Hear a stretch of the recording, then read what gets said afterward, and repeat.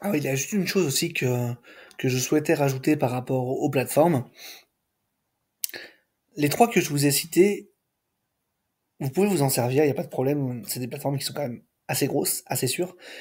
Mais ces genres de plateformes centralisées, il est important que vous vous en serviez aussi uniquement pour faire votre conversion de euros à crypto et de crypto en euros quand vous voulez retirer votre argent.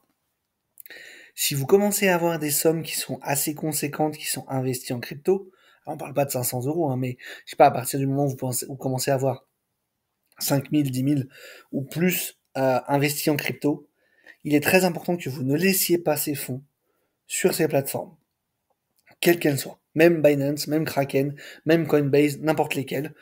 Pourquoi? Parce que ces plateformes, malheureusement, peuvent faire faillite et font faillite même régulièrement. Il y a pas si longtemps encore, au dernier cycle, on a la plateforme FTX qui a fait faillite, qui était quand même la deuxième plus grosse plateforme après Binance. Donc c'est ultra risqué en fait de laisser vos fonds sur ces plateformes-là, puisqu'en fait ces fonds ne vous appartiennent pas. Et si demain ces plateformes font faillite, eh bien vous perdez l'entièreté de vos fonds.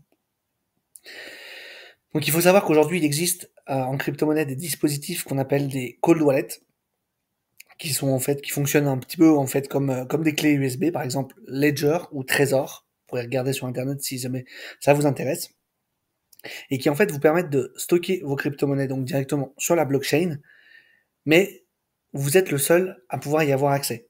Vous êtes le seul à avoir la clé publique, donc l'adresse, et la clé privée qui vous permet d'accéder aux fonds, et personne, à part vous, ne peut accéder à ces fonds. Et là, vous êtes sûr que même n'importe quelle plateforme peut faire faillite, vos fonds, ils sont à vous, et personne ne peut les toucher à part vous. Donc après, ça entraîne des complications supplémentaires puisque ça demande des mises en place de sécurité, notamment d'une sauvegarde de 24 mots qu'il vous faudra pour récupérer vos accès si jamais vous êtes amené à les perdre. Et si vous n'avez plus ces 24 mots, bah, vos fonds sont définitivement perdus. Donc faites très attention également avec les cold wallets.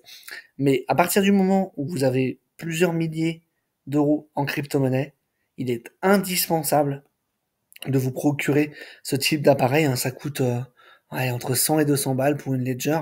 Donc à partir du moment où vous avez 5 ou 10 000 euros en crypto, vous pouvez vous permettre de payer entre 100 et 200 euros pour vous acheter un Ledger ou un Trésor.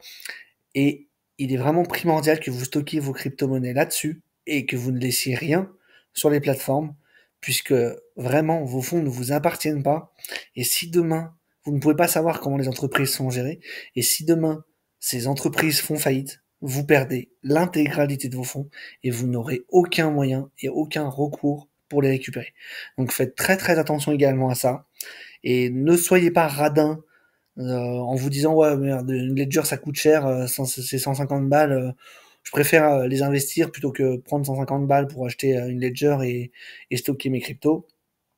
Vous pouvez prendre le risque, hein. Encore une fois, faites ce que vous voulez, hein. C'est votre argent, c'est pas le mien. Mais moi, en tout cas, je vous conseille de ne pas le faire. Et beaucoup de gens pensent que des échanges qui existent comme Binance ou Coinbase ne feront jamais faillite. C'est possible, c'est vraiment possible hein, qu'ils ne fassent jamais faillite. C'est vrai que c'est des grosses boîtes, mais c'est aussi possible qu'au prochain bull run, au prochain bear market, pardon, bah, elles fassent faillite avec l'intégralité des fonds des utilisateurs qui seront placés dessus à ce moment-là, qui seront perdus. Donc voilà, faites extrêmement attention à ça également, et je vous recommande vraiment de passer par un cold wallet pour conserver vos crypto-monnaies, surtout si vous avez prévu de les conserver sur le long terme.